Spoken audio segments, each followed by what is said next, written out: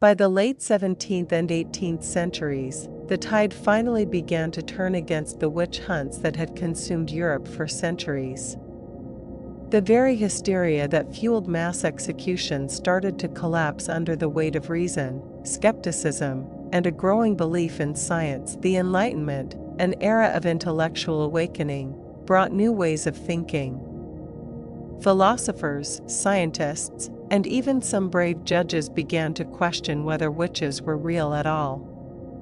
Natural explanations for disease, famine, and storms replaced the old superstition that the devil and his followers were responsible. One turning point came when legal scholars began to challenge the use of torture.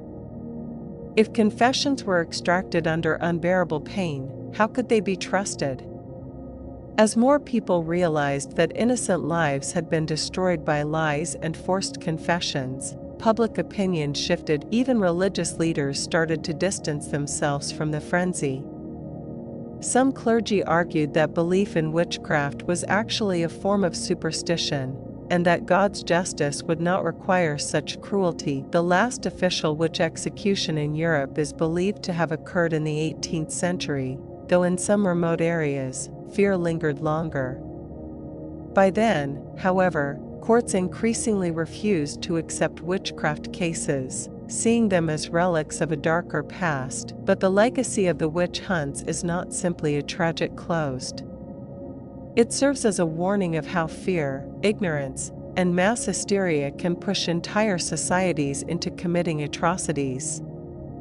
The witch trials reveal how dangerous it becomes when rational thought is replaced with blind belief, and when the powerless are turned into scapegoats for problems they did not cause. Today, we remember the Salem trials, the Scottish burnings, and the German purges not only to honor the victims, but to remind ourselves of what happens when justice is clouded by fear. The forgotten witch trials, darker and deadlier than Salem, still whisper across history, urging us never to let fear and superstition rule again. If Scotland was brutal, then Germany was the epicenter of witch hunting in Europe. Between the 15th and 17th centuries, German territories witnessed some of the largest and deadliest witch trials in history, with thousands of men, women, and even children burned at the stake. What made Germany different was its fractured political and religious landscape.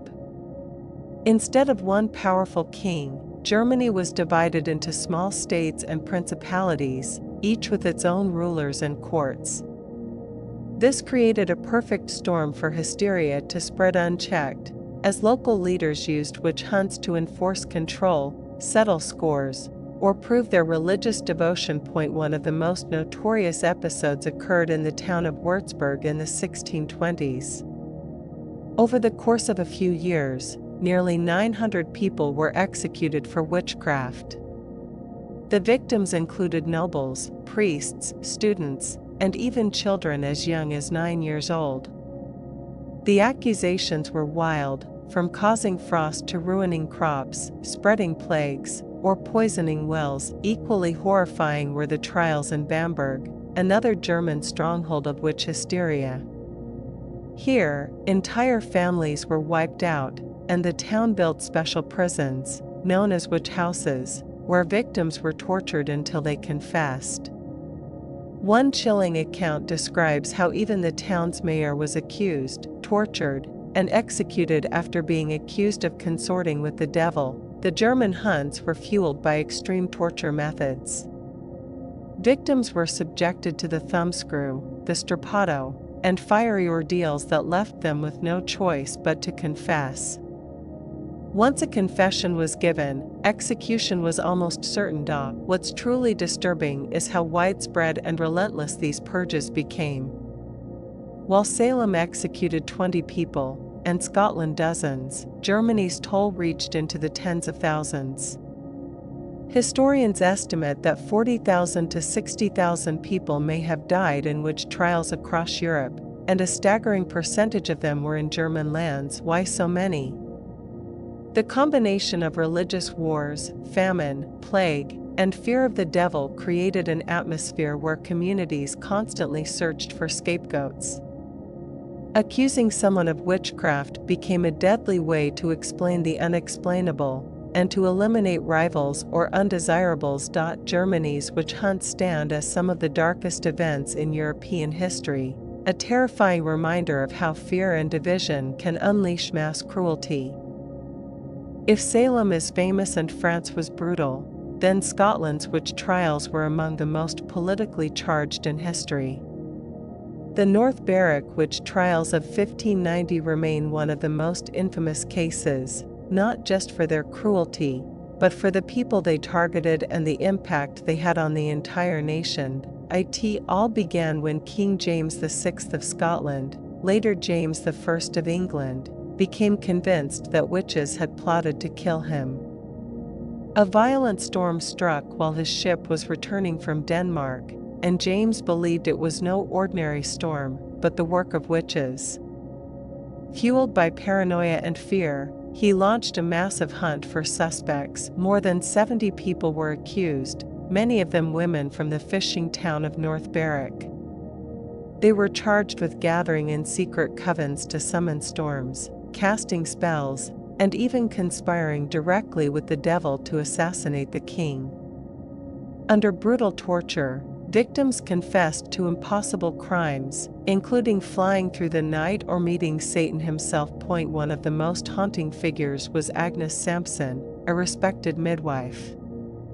After weeks of torture, she was accused of summoning storms and betraying the king. Her forced confession shook the nation, and she was executed in 1591. Her case showed how even respected community members could be destroyed by fear and suspicion. But the North Berwick trials weren't just about witches, they were about power. King James used these trials to strengthen his authority, claiming he was chosen by God to fight the devil's servants.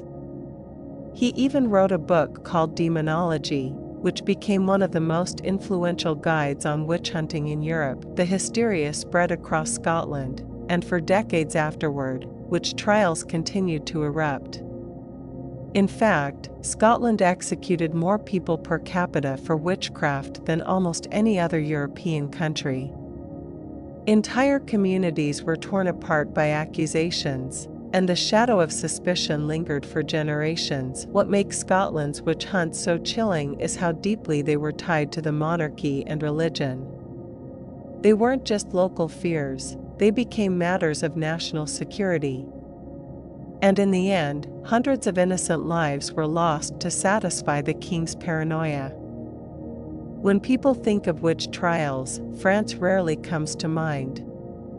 Yet during the 16th and 17th centuries, France was one of the deadliest places in Europe for anyone accused of sorcery.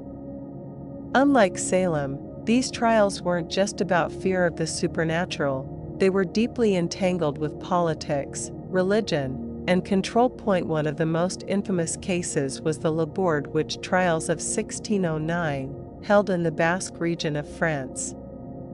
Hundreds of people were accused of witchcraft, often dragged from their villages with no evidence other than rumors. These trials were fueled by the Catholic Church, which was eager to stamp out supposed heresy, and by local nobles, who used accusations to remove enemies and seize land. The trials became spectacles of cruelty. Torture chambers worked day and night, forcing confessions from anyone unlucky enough to be accused. Victims were tied, whipped, or subjected to the strappado, where they were hung by their wrists until their shoulders dislocated. Once a confession was secured, the end was always the same: execution by fire. What made the French trials especially terrifying was how far-reaching they became.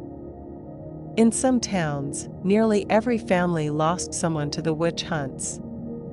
It wasn't just poor villagers either. Wealthy merchants and respected townspeople were dragged into the madness, proving that no one was truly safe. The paranoia spread across France like wildfire. By the mid-1600s, it was common for accusations to rise during times of famine, plague, or political unrest. If crops failed, if storms destroyed a harvest, or if disease spread through a village, people desperately looked for someone to blame, and witches became the perfect scapegoat. In total, historians estimate that tens of thousands of people were executed in France during its witch-hunting era. That staggering number dwarfs Salem, where fewer than 24 were killed. France's witch trials show how superstition, when combined with political manipulation, can lead to devastation on an unimaginable scale. What's perhaps most chilling is how quickly society moved on. Once the hysteria ended, communities rarely spoke of it again, leaving generations of forgotten victims buried in silence. These French trials remind us that fear and power, when combined, can turn ordinary towns into arenas of terror. If there was one place where witch hunts reached their darkest and bloodiest peak, it was Germany. Between the 15th and 17th centuries, the Holy Roman Empire became the epicenter of witch hysteria. Unlike Salem, where a few dozen were accused, German towns saw hundreds of executions at once, wiping out entire communities. The city of Würzburg is perhaps the most infamous example. In the 1620s, a wave of witch trials turned into what can only be described as mass slaughter. Over 900 people were executed in a matter of years, men, women, and even children as young as 9. The accusations were often absurd: controlling the weather, destroying crops, or causing illness. Yet under torture, victims confessed to impossible crimes, sealing their fate. Bamberg, another German city, suffered a similar purge. Here, the witch trials became so extreme that nobles, mayors, and respected citizens were not safe. The trials targeted anyone who questioned authority or fell out of favor with the ruling class. Confiscated property often went to church or government officials, revealing a chilling truth: these hunts weren't only fueled by superstition but also by greed and power. The torture methods used in Germany were some of the most brutal in Europe. Victims were stretched on racks, burned with hot irons, or subjected to the thumbscrew. Sleep deprivation and humiliation were also common, breaking people until they confessed. Once the confession was obtained, execution was swift, usually by burning alive in the town square as villagers watched. Unlike Salem, where hysteria lasted just over a year, the German witch purges spanned decades. They claimed the lives of tens of thousands and left entire regions scarred by fear.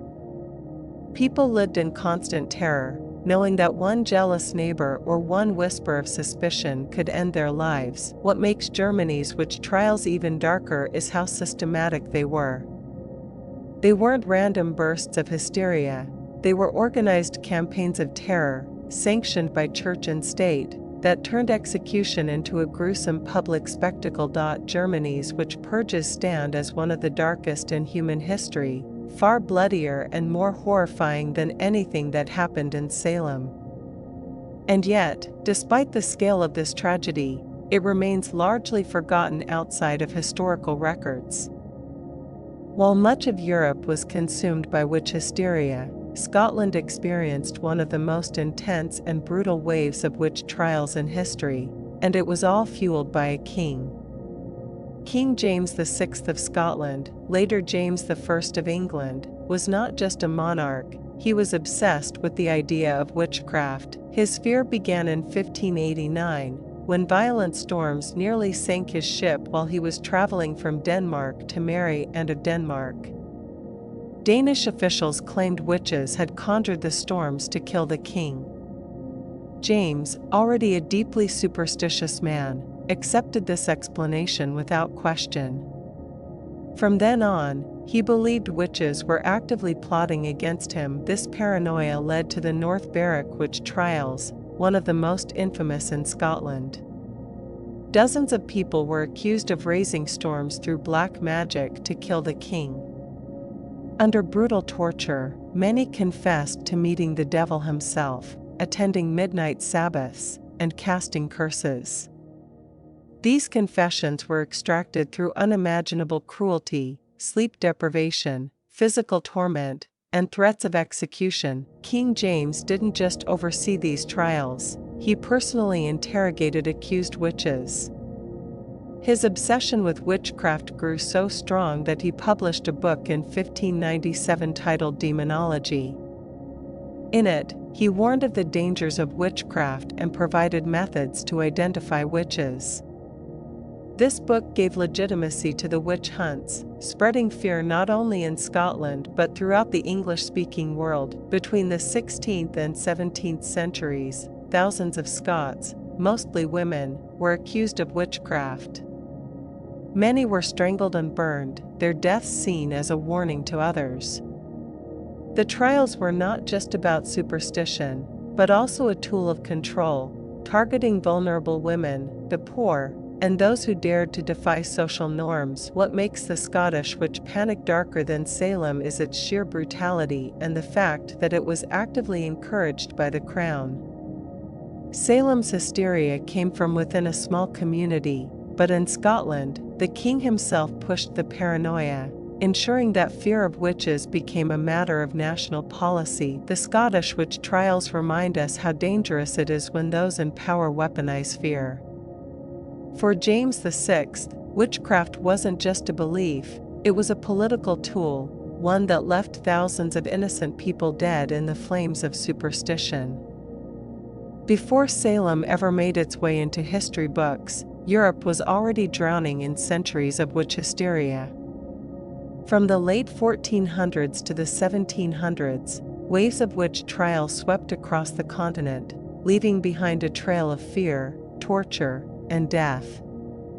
These trials weren't small events, they were massive purges that turned neighbors against neighbors, and entire towns into hunting grounds for so-called servants of the devil. The spark came with the publication of a chilling book in 1487, Malleus Maleficarum, also known as the Hammer of Witches. Written by two German inquisitors, this text was essentially a manual for finding, accusing, and punishing witches. It described how witches supposedly flew through the night, poisoned livestock, cursed children, and made pacts with Satan himself. The book spread across Europe like wildfire, and with it, the paranoia began. Germany, in particular, became the epicenter of witch hunts. Small towns like Würzburg and Bamberg witnessed trials that condemned hundreds of people at a time, men, women, even children. Victims were often tortured until they confessed to impossible crimes, flying on broomsticks, attending black Sabbaths, or shape-shifting into animals. Once the confession was secured, execution followed swiftly, usually by burning at the stake. Scotland, too, was gripped by witch hysteria. Under King James VI, who himself wrote a book called Demonology on witchcraft, thousands of supposed witches were rounded up, interrogated, and executed. Some trials claimed witches controlled the weather. Storms that threatened ships or destroyed crops were blamed on their curses. What made these European hunts even darker than Salem was their scale and brutality. While Salem saw around 20 executions, Europe's witch trials led to the deaths of an estimated 40,000 to 60,000 people over centuries. Entire communities lived in constant fear, knowing that one accusation, often sparked by jealousy, revenge, or superstition, could lead to torture and death. These trials reveal a chilling truth. The obsession with witches wasn't about magic at all. It was about control, about silencing the poor, the powerless, and especially women who didn't conform to the rules of society. The witch hunts in Europe weren't just darker than Salem, they were a continent-wide nightmare, hidden in the shadows of history. When we hear the words witch trials, our minds immediately go to Salem, Massachusetts, the infamous trials of 1692 that have become a symbol of hysteria, paranoia, and injustice. But what if I told you that Salem was only the tip of the iceberg? Long before and long after Salem, entire villages and cities across Europe and beyond were consumed by witch hunts far more terrifying, far more brutal, and far more devastating. These weren't just isolated trials, they were mass purges that lasted for centuries, fueled by fear, religion, and political power. Tens of thousands of innocent people, mostly women, were accused of consorting with the devil, tortured until they confessed, and burned alive in front of cheering crowds. Why don't we learn about these darker witch trials in school? Why are they overshadowed by Salem, when the real horrors happened elsewhere, in places where belief in witches wasn't just superstition, but a weapon used to control society, eliminate rivals, and silence those who dared to question authority? From forgotten towns in Germany and Scotland to blood-soaked villages in France and Eastern Europe, the darkest witch trials reveal a chilling truth, that fear, when mixed with power, can turn entire communities into executioners. And here's the question that still lingers: were these people really guilty of witchcraft, or were they simply victims of mass hysteria, corruption, and conspiracy? Tonight, we're not just retelling Salem's story. We're opening the hidden of history, exposing the forgotten witch trials that were far darker, far deadlier, and far more haunting than anything that happened in America. Stay with me, because once you hear the real story of these forgotten trials, you'll never think of the word witch the same way again.